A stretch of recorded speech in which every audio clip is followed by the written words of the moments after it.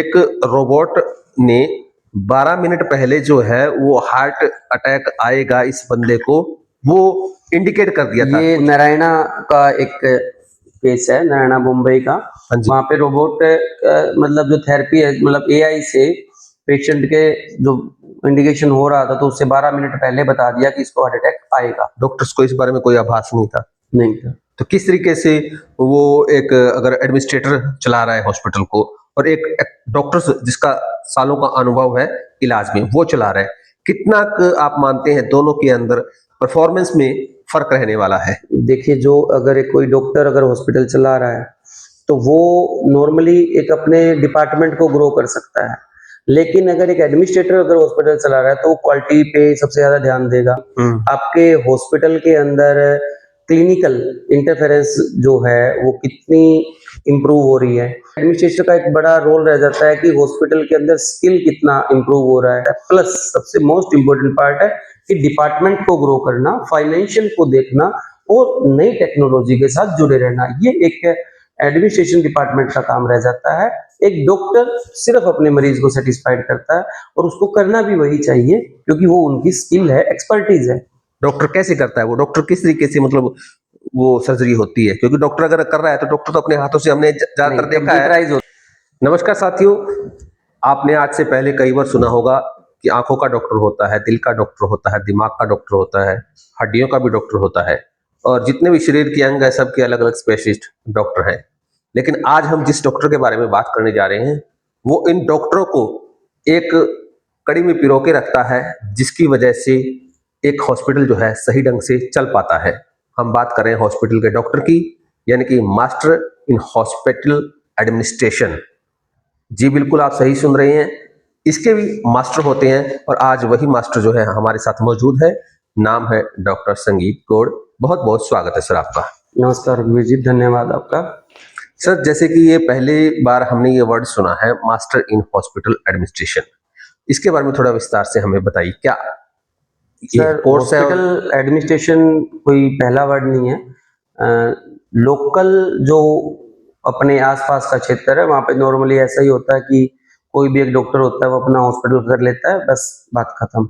लेकिन जितने भी कॉर्पोरेट हॉस्पिटल हैं, जो बड़े हॉस्पिटल है, उन सब में पहले हॉस्पिटल और उसके बाद सीईओ जो एडमिनिस्ट्रेशन का बंदा होता है, देन बाकी डॉक्टरों की हायरिंग होती है। यानी आप ये कहना चाह रहे हैं कि डॉक्टर वहां पे इलाज करने वाले अलग होते हैं और हॉस्पिटल को चलाने वाले अलग होते हैं? हाँ, मैनेजमेंट टीम अलग होती है और इलाज करने वाले डॉक्टर टीम अलग होती है। तो एक्चुअली उसका वर्क क्या होता है फिर? हॉस्पिटल की जो पॉलिसीज होती हैं सारी, वो एडमिनिस्ट्रेशन टीम बनाती है, एज वेल एज जो हॉस्पिटल में क्वालिटी मैनेजमेंट है वो आपकी एडमिनिस्ट्रेशन टीम करती है। हॉस्पिटल के अंदर बाकी कौन से डिपार्टमेंट को कितना इम्प्रूव करना है, इन सारी चीजों का जो काम होता है वो सारा एडमिनिस्ट्रेटिव टीम के पास रहता है। आज के दिन तो डे टू डे काफी सारी एक्टिविटीज बढ़ चुकी हैं, जिसमें आपके इम्पैनल करना, इम्पैनल करवाना, फिर उसके बाद आपका पेशेंट्स की सेटिस्फेक्शन, पेशेंट्स का फॉलो अप, वो सारा काम अब एडमिनिस्ट्रेशन का पार्ट है।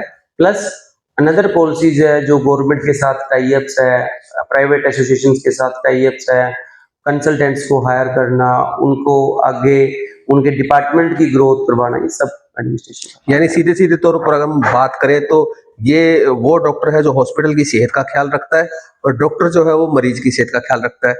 एग्री, ये आपने बड़ी अच्छी लाइन बोली है, ये आज से पहले मैंने कभी नहीं सुनी, बट ठीक है। ठीक है, तो इसमें जैसे कि क्या कोई खास डिग्री स्पेशल किसी जगह की जाती है या कोई अनुभव के आधार पे भी इसमें सक्षम हो सकता है? अनुभव तो हर चीज को सक्षम कर देता है, अनुभव वो तो चाहे कोई भी डिपार्टमेंट हो, बट इसके लिए डिग्री जो होती है ये मास्टर डिग्रीज में काउंट होता है। इसमें आप बीडीएस करके, एमबीबीएस करके या फिर आप बैचलर डिग्री करके आप प्रवेश ले सकते हैं। इसमें एमएचए होती है, हॉस्पिटल एडमिनिस्ट्रेशन में होती है। कुछ लोग एमएचए जो की बजाय इसको मास्टर इन एचआर करते हैं, वो एचआर में अपनी डिग्री ले लेते हैं, कुछ फाइनेंस में ले लेते हैं, तो वो मिले जुले तीनों का ही रोल एडमिनिस्ट्रेशन में आ जाता है। आप एक हॉस्पिटल को शुरू करना चाहता है तो शुरुआत करने वाले को आप सबसे पहली सलाह क्या देना चाहेंगे? जो कोई भी अगर हॉस्पिटल शुरू करना चाहते हैं तो सबसे पहले जो लैंड हो वो कमर्शियल होनी चाहिए। अच्छा। कमर्शियल अगर आपकी लैंड नहीं है तो आपको बाद में बहुत दिक्कतें आने वाली हैं और जो कमर्शियल लैंड है उसके फिर आगे लीगल नॉर्म्स पूरे करने में हॉस्पिटल में इजी हो जाता है। किस प्रकार की दिक्कतें आ सकती है?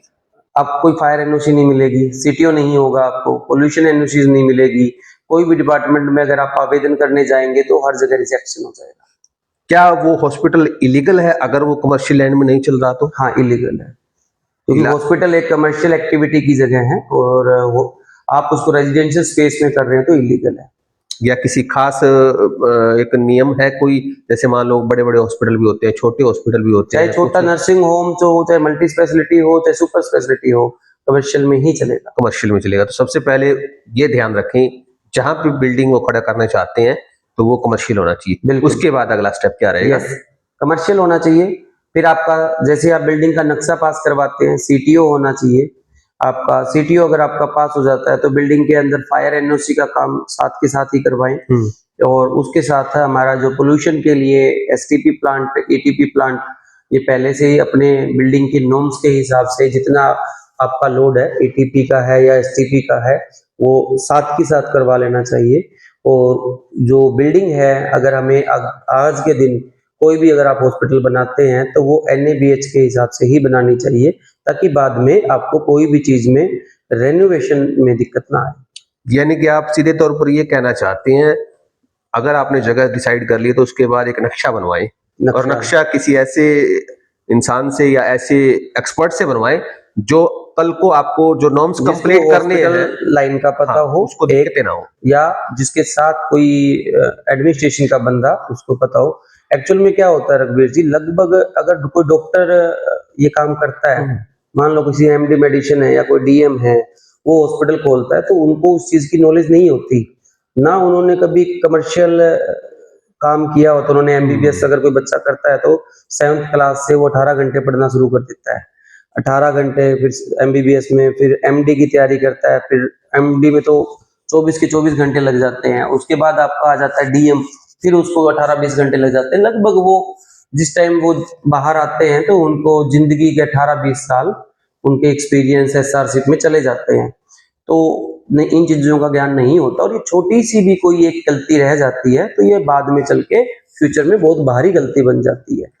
तो इसके साथ इसलिए हमें या तो एक्सपर्ट आर्किटेक्ट जो कि हॉस्पिटल लाइन का हो, या कोई एडमिनिस्ट्रेटिव का बंदा जिसको हॉस्पिटल की लीगल्स की सारी नॉलेज हो, उनके साथ मिलकर। अब यहाँ पे सवाल ये भी खड़ा होता है, कई जैसे डॉक्टर्स होते हैं जो काफी एक्सपीरियंस्ड होते हैं, जिन्होंने सालों अपना एक्सपीरियंस इन्होंने कमाया है, उसके बाद वो जब वो हॉस्पिटल स्टार्ट करते हैं तो क्या उन्हें भी इस प्रकार के एक्सपर्ट की सेवाएं लेनी चाहिए? लेनी पड़ेंगी, कंपलसरी है, जितना कोई भी हो चाहे वो सबके लिए बराबर है, सबके लिए। तो इसमें डिफरेंस क्या रहेगा? क्या कितना कुछ को बेनिफिट्स हो सकता है या कितना कुछ को इस चीज का मतलब नुकसान तो नहीं कहेंगे, मतलब नुकसान होता है सर। आज के दिन सारे हॉस्पिटल जो हैं वो सिर्फ और सिर्फ कैशलेस पॉलिसी पे चले हुए हैं। बिल्कुल। तो अगर आपके पास कैशलेस पॉलिसी ही नहीं आएगी तो आपको कितने लाख का नुकसान होगा आप कैलकुलेट ही नहीं कर सकते। तो किस तरीके से वो एक अगर एडमिनिस्ट्रेटर चला रहा है हॉस्पिटल को और एक डॉक्टर जिसका सालों का अनुभव है इलाज में वो चला रहा है, कितना आप मानते हैं दोनों के अंदर परफॉर्मेंस में फर्क रहने वाला है? देखिए, जो अगर एक कोई डॉक्टर अगर हॉस्पिटल चला रहा है तो वो नॉर्मली एक अपने डिपार्टमेंट को ग्रो कर सकता है, लेकिन अगर एक एडमिनिस्ट्रेटर अगर हॉस्पिटल चला रहा है तो वो क्वालिटी पे सबसे ज्यादा ध्यान देगा कि आपके पेशेंट्स की quality day by day improve हो रही है कि नहीं हो रही, आपके हॉस्पिटल के अंदर क्लिनिकल इंटरफेरेंस जो है वो कितनी इंप्रूव हो रही है। उसके साथ साथ वो एडमिनिस्ट्रेशन का एक बड़ा रोल रह जाता है कि हॉस्पिटल के अंदर स्किल कितना इंप्रूव हो रहा है। उसके साथ साथ जो अपने जो स्टाफ है उनकी training day to day session पे हो रही है कि नहीं हो रही, ताकि उनके अंदर इंप्रूवमेंट आए। साथ में हमारे जो नॉर्म्स हैं वो पूरे करवाने का काम रहता है। प्लस सबसे मोस्ट इम्पोर्टेंट पार्ट है कि डिपार्टमेंट को ग्रो करना, फाइनेंशियल को देखना और नई टेक्नोलॉजी के साथ जुड़े रहना, ये एक एडमिनिस्ट्रेशन डिपार्टमेंट का काम रह जाता है। एक डॉक्टर सिर्फ अपने मरीज को सेटिस्फाइड करता है और उसको करना भी वही चाहिए क्योंकि वो उनकी स्किल है, एक्सपर्टीज है। तो यानी कि आप सीधा सीधा कह सकते हैं कि एक हॉस्पिटल के अंदर डॉक्टर्स के साथ साथ एक जो एडमिनिस्ट्रेटर है उसको भी शामिल कर लिया कर लेना चाहिए? अगर हॉस्पिटल की ग्रोथ चाहते हैं, अगर बड़ा चाहते हैं, अगर उसको डेवलप करना चाहते हैं तो ये होता ही होता है। अच्छा, एक चीज अब यहाँ पे आप मेरे को ये बताइए, हॉस्पिटल, कौन सा हॉस्पिटल, कितना बड़ा हॉस्पिटल इस सेवाओं को लेने में ज्यादा उसको फायदा रहेगा? ये डिपेंड है किसने अपने आप को बड़ा करना है। ओके, यानी कि इन फ्यूचर भी अगर आपकी कोई प्लानिंग है तो उसके लिए पहले से तैयारियां। अगर आपको 5 बेड से 500 बेड पे जाना है तो आपको टीम चाहिए। टीम हर तरह की होनी चाहिए और सबसे पहली टीम आ जाती है एक अच्छा डॉक्टर और एक अच्छे क्वालिटी मैनेजर। तो दोनों के कॉम्बिनेशन से ये एक सक्सेस मिलेगी ये hospital को। डिपेंड है कि आप कितना बड़ा अपना करना चाहते हो, तो उसके लिए कोई ऐसा पैमाना नहीं है। तो क्या इसका जो नुकसान की बात आपने की, भाई नुकसान भी होता है क्योंकि कई नॉर्म्स ऐसे रह जाते हैं कि डॉक्टर्स उसकी तरफ ध्यान नहीं दे पाता। तो अब एक चीज ये नया सवाल मेरे जहन में जो आया है वो मैं आपके साथ डिस्कस करना चाहूंगा कि जब डॉक्टर्स किस प्रकार से अप्रोच करे या कहाँ पे उनको ये एक्सपर्ट्स मिलेंगे एडमिनिस्ट्रेशन की? यहाँ तो हमारी अगर लोकेलिटी की बात करते हैं, लोकेलिटी में तो देखो ऐसा पॉसिबल नहीं ये है। इजी है। अब हर बड़े सेंटर में एचआर हैं, हर बड़े सेंटर में सीईओ हैं, तो वो मिल जाते हैं। आजकल बड़ी साइटें हैं, लिंक्डइन अच्छा। है और नौकरी.com है, आप सीईओ वहां से सर्च कर सकते हैं। चेन ऑफ हॉस्पिटल्स के सीईओ हैं, आप रख सकते हैं। डिपेंड है कि आप कितनी सैलरी उनको देना चाहेंगे, किस नॉर्म्स पे आप करना चाहेंगे, ये उस पर उस पर डिपेंड करता है। हम्म। अब एक चीज और है, जो टेक्नोलॉजी है वो दिन प्रतिदिन जो है वो बढ़ती जा रही है। ठीक है, हमने एडमिनिस्ट्रेशन की तो बात कर ली, अब एक हॉस्पिटल्स टेक्नोलॉजी बेस्ड बन चुके हैं। यानी अगर आप वहाँ पे अपनी ओपीडी भी कटवाते हैं तो वो भी कंप्यूटर काट रहा है। अगर आपका वहाँ कोई इलाज या डायग्नोस कर रहा है वो भी कंप्यूटर कर रहा है, या अगर आपको कोई दवाइयां दे रहा है वो भी अपने आप का ऑटोमेटिकली कंप्यूटर दे रहा है। आपको वॉच कर रहे हैं यानी आपके ऊपर ध्यान रख रहे हैं तो वो भी कंप्यूटर कर रहे हैं। तो क्या इससे जो डिपेंडेंसी है जो हॉस्पिटल के इंस्ट्रूमेंट के ऊपर बढ़ने से इलाज में किसी प्रकार की कोई कमी आती, या कह सकते हैं भी कोई कोताही का चांस है, होता है? नहीं, ये फायदे के लिए होता है। टेक्नोलॉजी हमेशा इंसान का फायदा करती है और कोई भी जो बातें आपने बोली, अगर ये टेक्नोलॉजी का पार्ट है, उसका सही प्रयोग किया जा रहा है तो सबका फायदा होगा। ऐसे एग्जांपल कुछ देना चाहेंगे आप जिससे एआई की वजह से आर्टिफिशियल इंटेलिजेंस बहुत ज्यादा बढ़ चुकी है आज? आर्टिफिशियल इंटेलिजेंस का एग्जांपल अगर आप जैसे कि अब रोबोटिक सर्जरी आई है, हाँ जी। रोबोटिक सर्जरी में सटीकता बढ़ती है। रोबोटिक सर्जरी अगर एज ए ह्यूमन कोई सर्जरी करता है और जो रोबोट करता है, वो ह्यूज डिफरेंस है।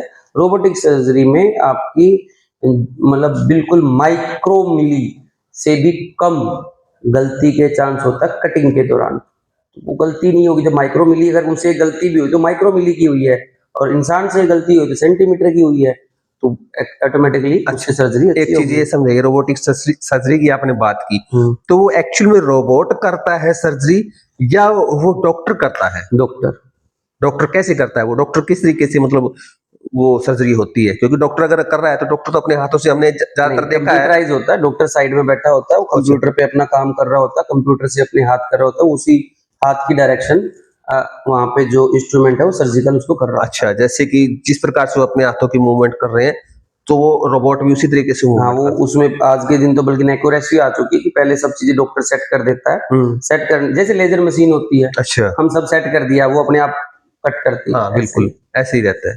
तो इससे इलाज में तो मेरे ख्याल काफी बस थोड़ा सा जो कटने का जो जोर है, प्रेशर है, वो कम होता है। इलाज तो डॉक्टर ही करता है। इलाज डॉक्टर ही करते हैं। ये क्लियरफाई कर दिया, क्योंकि ज्यादातर लोग सोचते हैं रोबोट सर्जरी कर रहे हैं। रोबोट सर्जरी एक्चुअल में नहीं करे, पीछे उनके डॉक्टर का दिमाग ही है, ये कैसे डॉक्टर करता है? डॉक्टर करता है। तो ये डॉक्टर उसी कमरे में ही, जिस ऑपरेशन थिएटर में बैठे हैं या जिस ऑपरेशन थिएटर में ऑपरेशन हो रहा है वहीं होता है, या कहीं और से भी ये पॉसिबल है? कहीं और से भी कर सकते हैं। मेदांता बहुत सारे ऑपरेशंस को, उनका सॉफ्टवेयर है तो उनके थ्रू वो बाहर से भी करवाते हैं। पहले भी होता था, विदेशों से सर्जरियां, वहां पे डॉक्टर बैठा है, यहाँ पे सर्जरी कर रहे हैं। जैसे आज हम वीडियो कॉल कर रहे हैं, यहाँ पे मैं यहाँ बैठा हूँ, आप विदेश में बैठे, लेकिन हम एक दूसरे को देख सकते हैं। ऐसी सर्जरी दूर से भी अच्छा, होती है। एक यहाँ पे इंटरेस्टिंग सवाल और भी पैदा हो गया।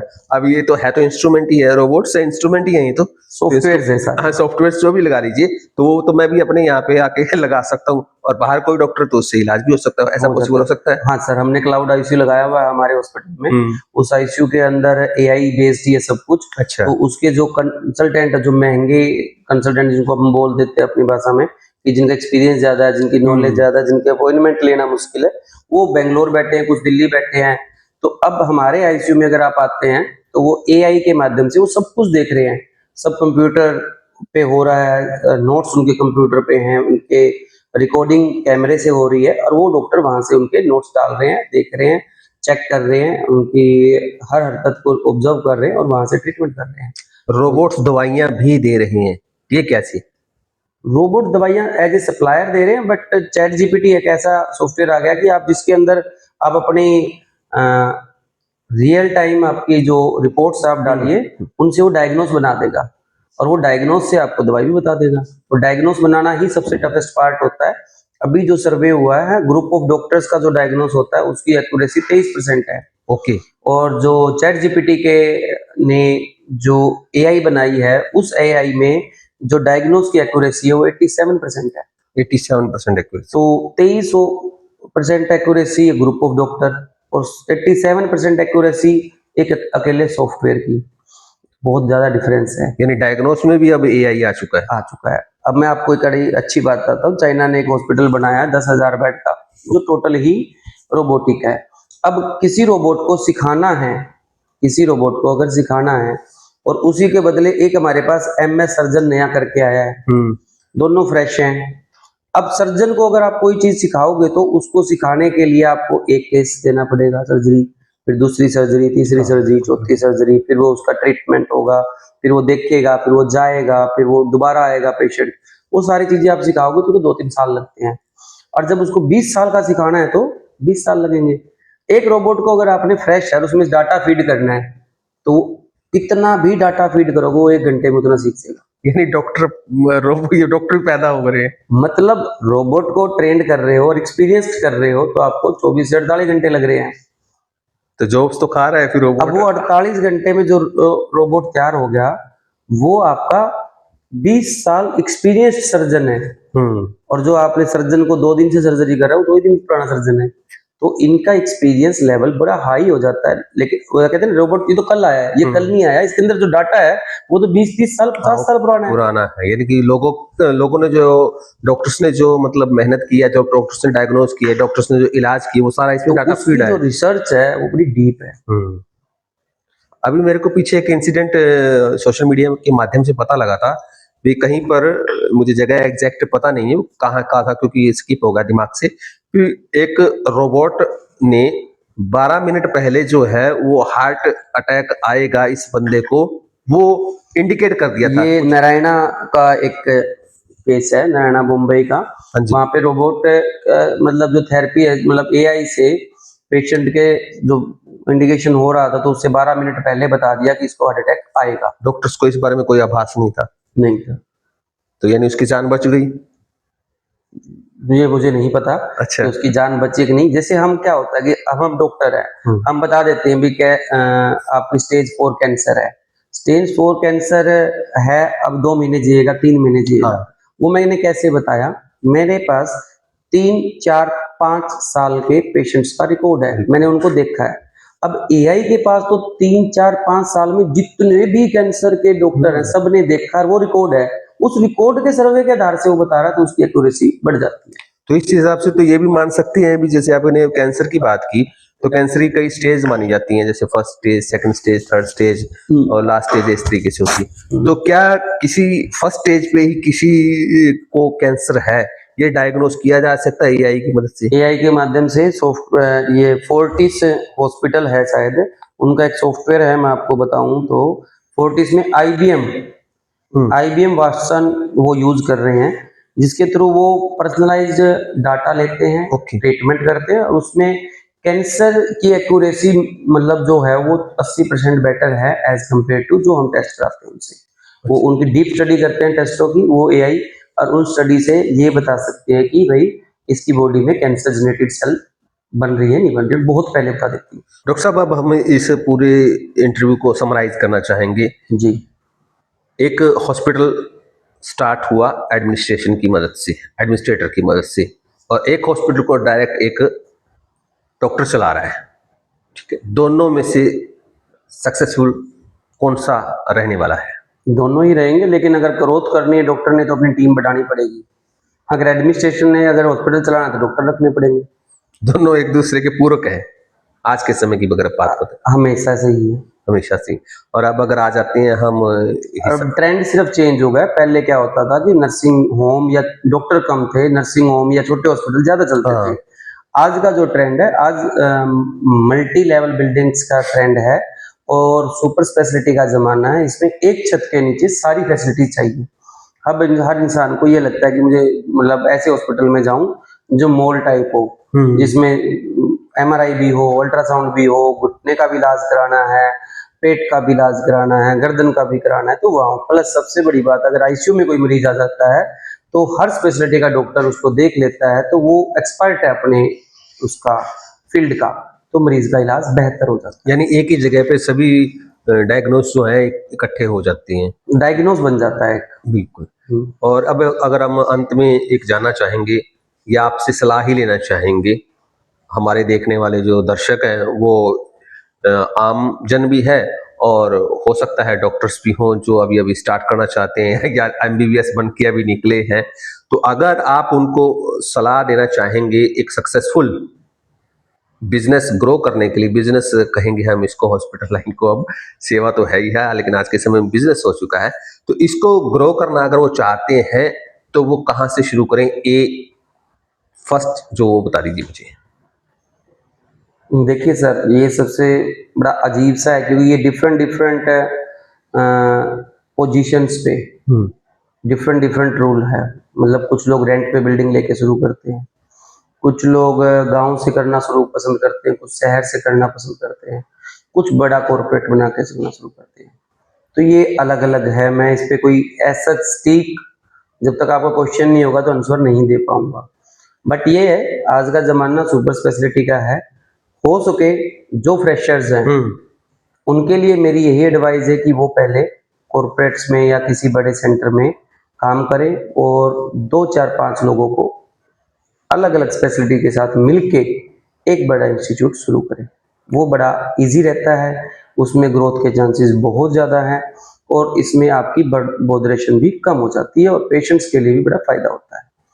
बिकॉज अगर सिंगल स्पेशलिटी का है, आप हाई रिस्क पेशेंट नहीं रख पाओगे तो फिर वो दिक्कत होती है। और अगर आपने 4 5 लोगों ने, अलग ब्रांच के लोगों ने मिलके एक जगह काम किया तो लोड बढ़ जाता है, पेशेंट्स की सर्विसेज ज़्यादा दे पाते हैं हम और उसकी क्वालिटी मैनेजमेंट को इम्प्रूव कर सकते हैं। तो साथियों, ये थे हमारे साथ हॉस्पिटल के डॉक्टर संगीत कौर। क्यों कह रहा हूं? क्योंकि इन्होंने भी मास्टर इन हॉस्पिटल एडमिनिस्ट्रेशन और नोएडा और दिल्ली जैसे कई शहरों में सुपर स्पेशलिटी हॉस्पिटल्स को अपनी सेवाएं दी हैं और हिसार में अब जो है अपना खुद का एक हॉस्पिटल 500 बेड का तैयार हो रहा है। इन फ्यूचर ये होगा और वहां पर अपनी सेवाएं दे रहे हैं एज ए डायरेक्टर, पूरा एडमिनिस्ट्रेशन संभाल रहे हैं। हमारा प्रयास सिर्फ इतना है क्योंकि ये उस फेज से निकले हैं। इन्होंने जब नया हॉस्पिटल शुरू किया या चलने शुरुआत का जब सोचा तो इन सभी फेज से वो निकले हैं और इनकी एक अच्छी बात मुझे ये लगी, इन्होंने अपना अनुभव शेयर किया। क्योंकि ज़्यादातर ऐसा होता है, कोई भी किसी फील्ड का खिलाड़ी बनता है तो वो अपने अनुभव को शेयर नहीं करना चाहता। तो मैं बहुत खुशी महसूस कर रहा हूँ कि आपने हमारे उन साथियों के लिए भी अपना अनुभव शेयर किया जो इस फील्ड में अभी उतरना चाहते हैं। तो इसके लिए तो मैं आपको बधाई का पात्र मानता हूँ। आपको बहुत बहुत 24 घंटे अवेलेबल है सर, जो हमसे बन पाएगा वो, क्योंकि हॉस्पिटल में बहुत लीगल नॉर्म्स होते हैं, लीगल फॉर्मेलिटीज होती है। I will be happy to help everyone. तो यानी कि आपका नंबर नीचे दिया जा सकता है? नंबर आपका दे दीजिए, मैं तो अवेलेबल हूँ, कभी भी मिले। आवर्स हॉस्पिटल हिसार के अंदर है, तो वहां पर आप इनसे आकर पर्सनली मुलाकात भी कर सकते हैं और अगर कुछ समझना चाहें इसे हॉस्पिटल मैनेजमेंट के सिस्टम को तो उसमें ये आपकी हेल्प जरूर करेंगे। अभी तो हम लेंगे इजाजत और अगली बार जब मिलेंगे तो एक नए टॉपिक के साथ इसी सीरीज को आगे लेके चलेंगे, क्योंकि ये सीरीज मुझे बहुत इंटरेस्टिंग लगी है, क्योंकि बहुत बड़ी फील्ड है ये, बहुत लोगों को इससे बहुत फायदा होने वाला है। अंत में केवल इतना सा आपसे एक रिक्वेस्ट कि चैनल को सब्सक्राइब कर दीजिए ताकि आपको पल पल की अपडेट्स मिलती रहे। बहुत बहुत धन्यवाद।